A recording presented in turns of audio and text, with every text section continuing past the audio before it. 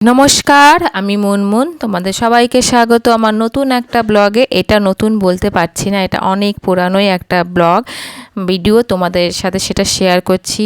এডিটিংয়ের সময় হচ্ছিল না, ভয়েস ওভারও দেওয়ার টাইম হচ্ছিল না, মানে একটু কাজের প্রেশার ছিল, তাই একটু অনেক দিন বাদেই দেখলাম গ্যালারিতে রয়ে গেছে ভিডিওটা, তাই তোমাদের সাথে শেয়ার করলাম। আর তোমরা যারা একটা সুন্দর বিকেল কাটাতে চাও, কাছাকাছির মধ্যে, বেশি টাইমও লাগে না, তোমরা ঝটপট চলে যেতে পারো ব্যান্ডেলের লাহিড়ী বাবার আশ্রম। ব্যান্ডেল স্টেশন নেমেই তোমরা যে কোনো কাউকে জিজ্ঞেস করবে যে লাহিড়ী বাবার আশ্রম যাব, অটো কোথা থেকে পাবো, ওরা দেখিয়ে দেবে। এক অটোতে সোজা লাহিড়ী বাবার আশ্রমে পৌঁছে দেবে। আর এখানে আসলে আমি 100% শিওর দিয়ে তোমাদের বলছি, তোমাদের ভালো লাগবেই। আমার তো অনেক অনেক ভালো লেগেছে। আর যাদের আমি রেকমেন্ডেশন দিয়েছিলাম যে এখানে যাও, একবার ঘুরে এসো, তাদের প্রত্যেকেই বলেছে খুব সুন্দর, মনে একটা আলাদা শান্তি আসে জায়গাটায় গেলে। আর কোনায় কোনায় এত সুন্দর করে গুছিয়ে রেখেছে, সাজিয়েছে, যে না চোখে দেখলে তোমরা বিশ্বাস করতে পারবে না। তো এখানে একটা কোনো প্রোগ্রাম চলছিল, ফাংশন হচ্ছিল, সেই জন্য এতটা লাইটিং আছে।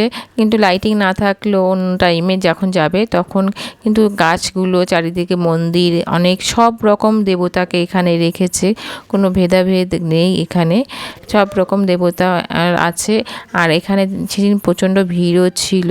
তো আমরা দেখতে দেখতে চলে এসেছি লাহিড়ী বাবার আশ্রম। এখানে একটা সুন্দর মায়ের মূর্তি আছে, যেটা দেখলে না মানুষ থমকে দাঁড়াবেই, যে মা দুর্গা। বাঙালিদের সেরা উৎসব মানেই মায়ের পুজো, মা দুর্গার। একটা মন্দিরও আছে মায়ের। আর এই যে এখানে প্রোগ্রাম চলছিল, অনেকটা টাইম আমরা এখানে কাটিয়েছিলাম, প্রোগ্রাম দেখছিলাম।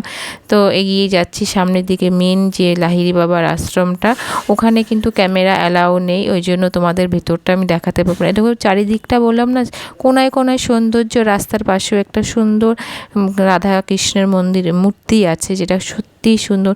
গাছগুলো তো লাইটিং দিয়ে রেখেছে, কত সুন্দর লাগছে, তাই না? এখানে দেখলে মনে হয় সত্যিকারের রাধা কৃষ্ণ বসে দোলনায় দোল খাচ্ছে।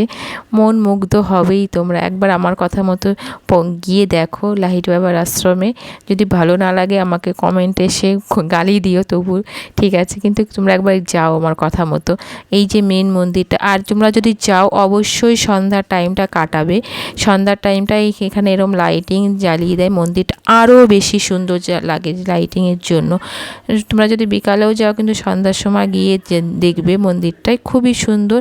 তো ভেতরে আগেই বললাম ক্যামেরা অ্যালাউ নেই। তো তোমরা যারা মেয়ে আছো তারা একটা যদি জিন্স টপ যাই পরে যাও, কিন্তু একটা ওড়না ক্যারি করবে, মাথায় ওড়না ছাড়া ভেতরে ঢুকতে দেয় না। তো আমি মন্দির জন্য আমি শাড়ি পরে গেছিলাম, তো মাথায় ঘোমটা দিয়েই যেতে হয় মন্দিরটায়। আর এখানে বেরিয়ে এসেছি আমরা মন্দির থেকে। এটা হলো বাইরে, এই রাস্তা দিয়ে যাওয়ার সময় একটা যিশুর মূর্তি ছিল, লোকনাথ বাবা আছে।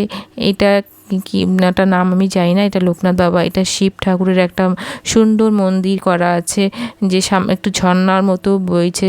অতটা ক্লিপ নিতে পারিনি, অনেকটা রাত হয়ে গেছিলো, আর বাড়ি ফেরারও দরকার ছিল, ওই জন্য যেটুকু ক্লিপ নিয়েছিলাম আর যেটুকু আমার গ্যালারিতে বেঁচে আছে সেইটুকুই তোমাদের সাথে শেয়ার করছি। সত্যি কথা, এটা অনেকটাই পুরানো ভিডিও এইটা।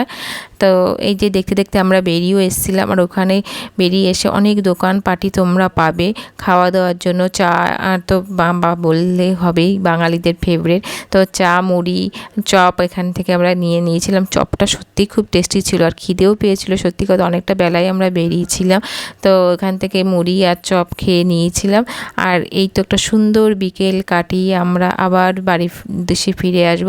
অনেকটা স্মৃতি, আর কিছু না। একটা দিন ভালো কাটলে না, দেখবে একটা দিন তোমরা কোথাও ঘুরতে যাও, দেবে সপ্তাহখানিক তোমাদের আরামসে মন ভালো থাকবে। একবেলার জন্য গেল, আরামসে ওই এক সপ্তাহ দিন কেটে যাবে। তো আমরা এখানে চপ মেরি খেয়ে অনেকটা টাইম কাটিয়ে, তাকে ধোয়া উঠছে চপ দিয়ে। এখন আমি মুখ থেকে বের করে দেখাচ্ছিলাম যে কতটা গরম আর কত পরিমাণে ধোয়া উঠছে। তো মজা করতে করতে ভালোই একটা দিন কাটালাম।